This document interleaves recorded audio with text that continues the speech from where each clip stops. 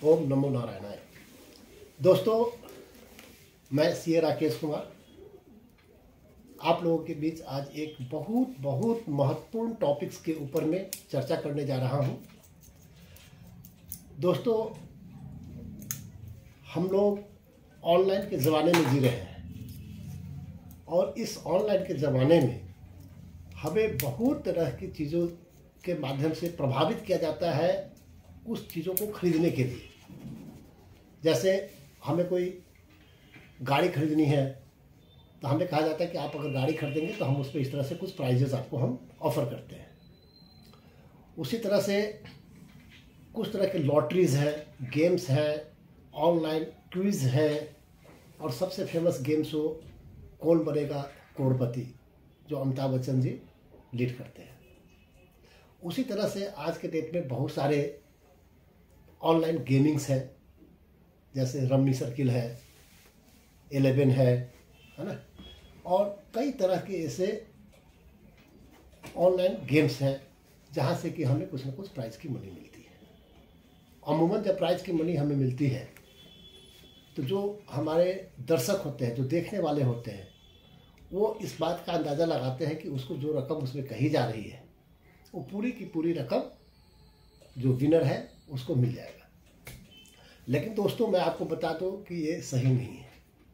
जितनी रकम उसको दिखाई जा रही है वो सारी की सारी रकम उसके ऊपर में नहीं आता है।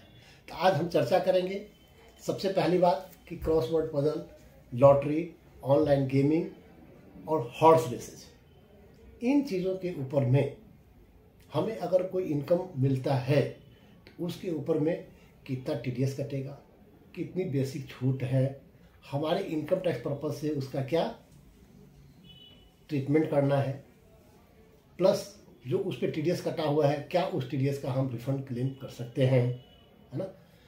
इन तमाम चीज़ों के ऊपर अभी हम चर्चा करने जाते हैं। दोस्तों, सबसे पहले तो आपको बता दूं,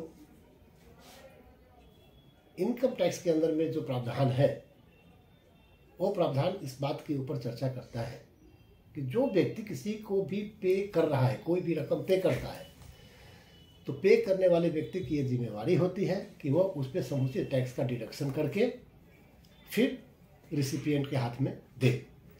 इस बात की चर्चा इनकम टैक्स एक्ट के अंदर में बड़े कई जगहों पे की गई है। टीडीएस काटने का प्रावधान हमारे इनकम टैक्स एक्ट के अंदर में सेक्शन 192 से लेकर के 192 टू 196 बी तक में दिया गया है। हमने टीडीएस के पीछे भी वीडियो बना करके चर्चा करी है कि टीडीएस क्या है, उसकी रिटर्न हमें कैसे फाइल करनी चाहिए, इत्यादि इत्यादि। ये हमारा टीडीएस का ही सीरीज है। इस पे अभी आज हम दो सेक्शन 194 बी और सेक्शन 194 बी, दोनों सेक्शंस के ऊपर में हम चर्चा करेंगे। सबसे पहले मैं आपको बता दूं,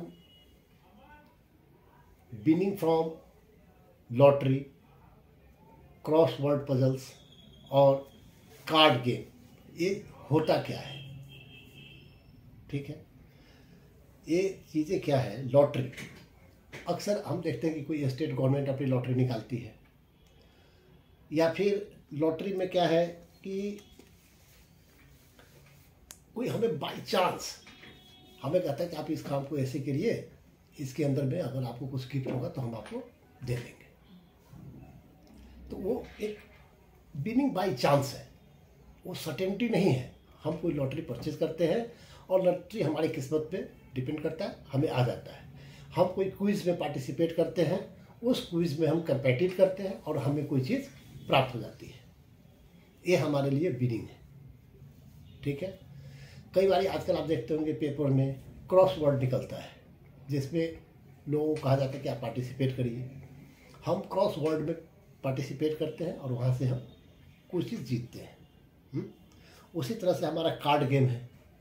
कार्ड गेम में क्या क्या इंक्लूड है, अगर कोई हम टेलीविज़न शो के माध्यम से कोई कंपटीशन में फेस करते हैं, वहाँ से हमें किसी तरह की चीज़ों की कोई प्राप्ति होती है, कोई प्राइज़ मिलता है, तो वो हमारे लिए इनकम है और उसके ऊपर हमें पेयर के द्वारा किस तरह से कितना टैक्स काटना है, कब काटना है, इसके बारे में हम अभी बताने जा रहे हैं। सबसे पहले बता दूं कि सारी प्राइज मनी के ऊपर में टीडीएस नहीं लगेगा। कब लगेगा?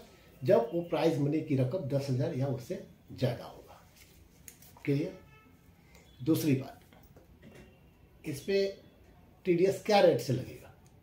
टीडीएस का रेट इसमें स्टेट में 30% कहा गया है। अब इसमें दो चीज़ें समझने की है। अगर कोई डिडक्टर है वो तो स्टेट में 30% काट के हमें पे कर देगा, लेकिन एज ए टैक्स पेयर हमें उसके ऊपर में इनकम टैक्स भी देना है, प्लस एजुकेशन सेस भी देना है, प्लस अगर सरचार्ज की लायबिलिटी हमारे ऊपर बनती है तो वो भी हमें देना है। ठीक है, अब 30% की चर्चा हमने कर ली, लेकिन जो पेयर है वो हमें 30% काट के देगा, लेकिन हमें उसके ऊपर में ऑलमोस्ट एज एन इंडिविजुअल अगर सरचार्ज नहीं है तो 31.2% के आसपास का टैक्स उस पर लग जाएगा। 3% 30 पॉइंट प्लस 4% है ना, 31.2% ये ऑलमोस्ट का टैक्स हमारा उस पर लग जाता है। अब हमने कहना है कि कब हमें पेमेंट टीडीएस कटेगा, कौन काटेगा और कब कटेगा। तो काटने वाला तो हो गया जो आदमी हमें पे कर रहा है। जैसे केबीसी में हम कोई इनाम जीतते हैं तो उस पर कौन काटेगा? तो केबीसी का जो अरेंज करने वाला व्यक्ति है वो उसको काटेगा। अब आप देखते होंगे कि केबीसी के शो में कोई कहता है भैया आपने 3,60,000 जीत लिया, आपने 7,20,000 जीत लिया, आपने 50 लाख जीत लिया, और हम देखने वाले लोग इस बात को सोचते हैं कि वो 3,60,000 लेके घर जाएगा या 12 लाख लेके घर जाएगा। दोस्तों ऐसा हकीकत नहीं है। जब टीवी स्क्रीन के ऊपर हमें दिखाया जाता है कि आपके खाते में मैंने इतना रकम ट्रांसफ़र कर दिया, तो दोस्तों वो एक डमी ट्रांसफ़र होता है, उसके ऊपर में अभी टैक्स कटना बाकी है। और जब एक्चुअल पेमेंट उसको की जाती है तो उसमें से टैक्स की रकम डिडक्ट करके फिर उसको भुगतान किया जाता है। लेट से अगर किसी ने 10 लाख रुपया जीते हैं तो 10 लाख में 30% यानी 3 लाख रुपया कट करके उसके खाते में सिर्फ 7 लाख रुपये ही जाएंगे। ठीक है, अब इसमें हमें बात करनी है कि भाई कई स्कीम ऐसे होते हैं जो हमें कई फेज में इंस्टॉलमेंट में हमें पेमेंट मिलना होता है। ठीक है, भैया आज हम आपको 30% देंगे, फिर कुछ दिन बाद 25% देंगे, फिर कुछ दिन बाद इस तरह से हम देंगे। तो उस कंडीशन में हमें टीडीएस कब कब काटना चाहिए? तो उस कंडीशन में हमें टीडीएस काटना चाहिए जब एक्चुअल पेमेंट हम आपको दे रहे हों, तब आपको काटना चाहिए। ठीक है, अच्छा, अब आप कहेंगे कि क्या कोई ऐसा प्रावधान है जहां हमें लोअर रेट ऑफ डिडक्शन की बात इसमें कर ली जाए? तो दोस्तों winning from lottery, crossword, puzzle, card game और even winning from horse races, इन दोनों ही सेक्शन के अंदर में किसी भी तरह का लोअर डिडक्शन का कोई प्रावधान नहीं है। यानी कि आपका रेट ऑफ टैक्स 30% लगेगा। सिर्फ आपको एक छूट मिल सकती है, अगर आपकी बिलिंग अमाउंट 10,000 या उससे कम है तो आपका टीडीएस नहीं कटेगा। ठीक है, अब दोस्तों एक बात आती है, हमें कहा जाता है कि भैया आप इस काम को करिए, हम आपको कार गिफ्ट में देंगे। लेट से कोई ए है, मिस्टर ए, जिन्होंने किसी स्कीम के अंतर्गत किसी कार को प्राइज के रूप में जीता। लेट से उस कार की कीमत 5 लाख रुपए है। जिस कंपनी ने उनको ये प्राइज देना है वो उनसे कहता है कि भैया सबसे पहले इस कार तो मैं आपको दूंगा, लेकिन इस कार के ऊपर में जो टैक्स बनता है वो टैक्स आपको चुकता करना पड़ेगा। ठीक है, लेट से 5 लाख है, 5 लाख में 30% यानी 1.5 लाख रुपए। पहले जो कार एज ए प्राइस बिन कर रहा है, जिसको कार लेनी है कंपनी से प्राइस के रूप में, वो पहले 1.5 लाख रुपया कंपनी को देगा, फिर उसके बदले में कंपनी उसको कार देगी। अब कई बार क्या होता है, जो रिसिपिएंट होता है उसके साथ उसकी कंडीशंस होती होंगी कि भाई जो भी प्राइस है उसमें से हम टैक्स आपका नहीं काटेंगे।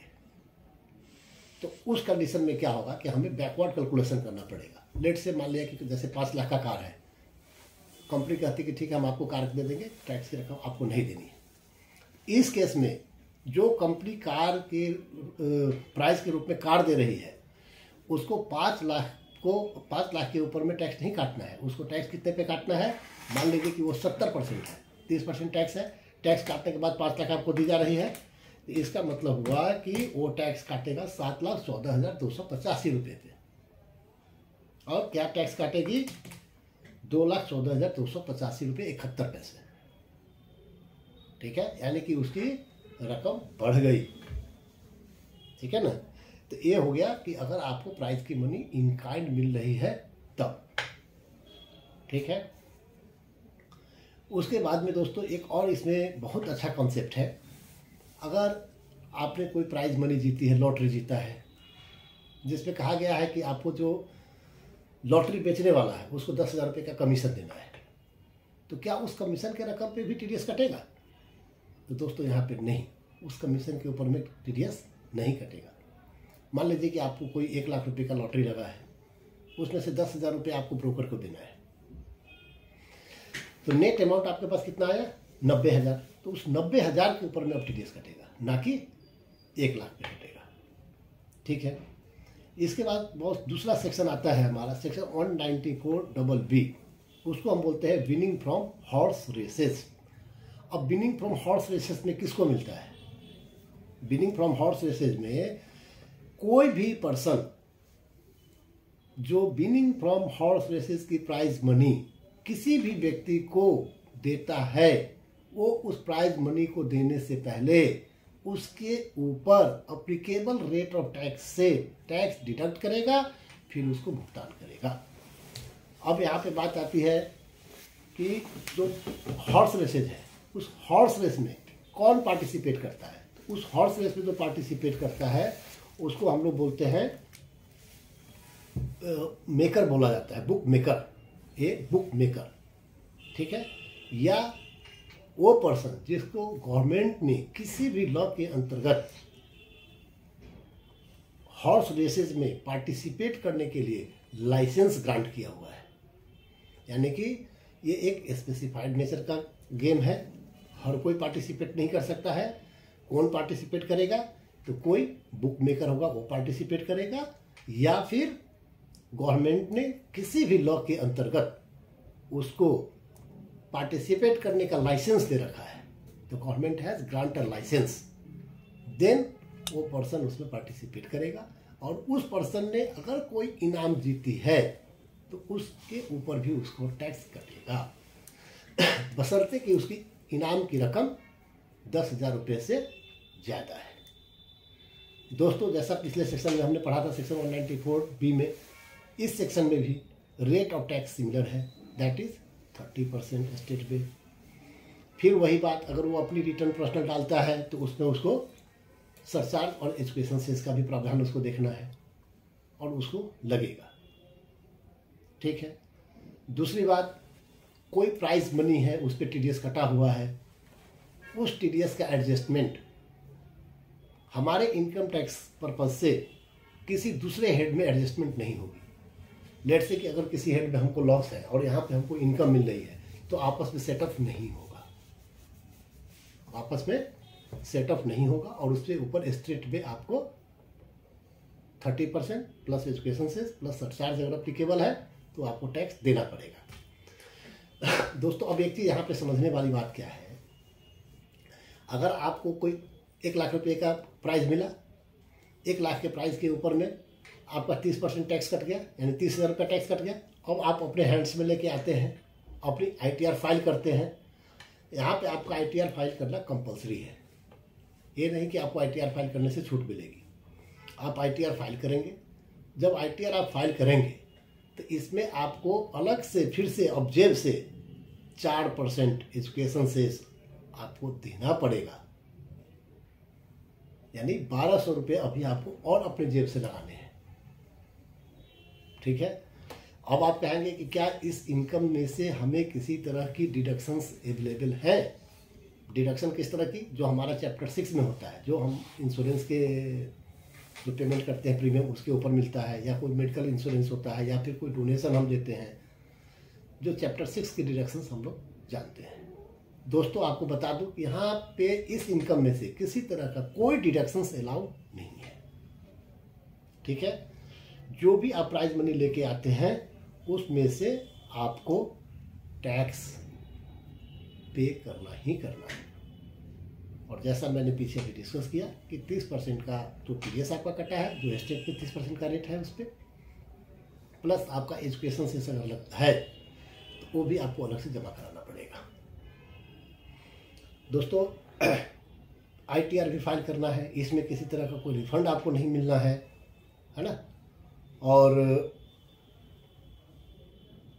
इसके कई सारे उदाहरण है, जैसे हम ऑनलाइन गेमिंग खेलते हैं, रमी सर्किल पे खेलते हैं, या ऑनलाइन क्रिकेट हमें बहुत पसंद आता है, खेलने चले जाते हैं। आजकल ऑनलाइन ताश खेला जाता है, ऑनलाइन लूडो खेला जाता है, बहुत सारे खेल हैं जिसके ऊपर में हम विन करते हैं और हमें प्राइज मनी मिलती है। इसको एक एग्जांपल के लिए समझ लेते हैं। अगर कोई बंदा है, लेट से ए है, वो ऑनलाइन क्रिकेट खेलता है और उसको पहली बारी 5,000 रुपये का इनाम मिलता है, 5,000 रुपये वो जीत लेता है, तो क्या इस रकम पे उसको टीडीएस कटेगा? नहीं कटेगा। क्यों नहीं कटेगा? क्योंकि इनाम की रकम 10,000 रुपये या उससे कम है। अब चलिए, इस बंदे ने मज़ा आ गया, उसको 10,000 रुपया मिला, तो फिर आगे क्या किया, उसने काफ़ी अच्छे तरीके से खेला और उसने 1 लाख रुपया एज ए इनाम जीत लिया। अब उसको कितना टीडीएस कटेगा? उसका 30% तो कटेगा 30,000 रुपया हो गया। अब वो अपनी पर्सनल ITR फाइल करने जाता है। ठीक है, अपनी पर्सनल ITR में इनकम कितनी दिखाएगा? 1 लाख रुपये दिखाएगा। हमने आपसे कहा कि इसमें किसी तरह का कोई डिडक्शन उपलब्ध नहीं है, तो कोई डिडक्शन इसको नहीं मिलेगा। ये स्पेशल नेचर का इनकम है, तो इसलिए रेट ऑफ टैक्स इस पर क्या होगा? 30% होगा, plus education cess plus surcharge. Education cess कितना हो जाएगा इस पर? इससे पहले तो टैक्स निकाल लीजिए। 1 लाख का 30% 30,000 रुपया। एजुकेशन सेस कितना हो गया? 4% हो गया, 1,200 रुपये। 31,200 रुपये उसको जमा कराने पड़ेंगे, यानी 30,000 तो टीडीएस के रूप में उसका कट चुका होगा। अब 1,200 रुपये उसको अलग से जमा करानी पड़ेंगे। इसलिए दोस्तों, जब भी प्राइज की मनी हमें मिल रही होती है, या किसी भी प्लेयर को मिल रहा होता है जो ऑनलाइन गेमिंग करता है, या जिसको लॉटरी लग जाती है, या जो केवीसी में जीत रहा होता है ना, या आजकल काफ़ी डांस शो हैं जिस पे प्राइजेस मिलती हैं, तो इतना खुश होने की ज़रूरत नहीं है। सबसे पहले तो आपको उसमें से जो भी कर है, जो टैक्स लगना है, पहले आपको वो टैक्स पे करना है, फिर उसके बाद वो रकम आपको अपने घर लेके जाना है। दोस्तों, ये हमने चर्चा कर ली सेक्शन 194B और 194BB के बारे में। मुझे आशा है ये वीडियो आपको बहुत अच्छा लगा होगा। अगर आपको किसी तरह की और जानकारी की आवश्यकता है तो आप मुझे कमेंट बॉक्स में इस बात को बताइए। हम आगे आपके सवालों का जवाब देने की कोशिश करेंगे। ये वीडियो पूर्णतः एजुकेशनल पर्पज़ के लिए है। ठीक है, साथ ही मैं आपसे आशा करूँगा अगर वीडियो आपको अच्छा लग रहा हो तो आप इसको लाइक और सब्सक्राइब करना ना भूलें। धन्यवाद।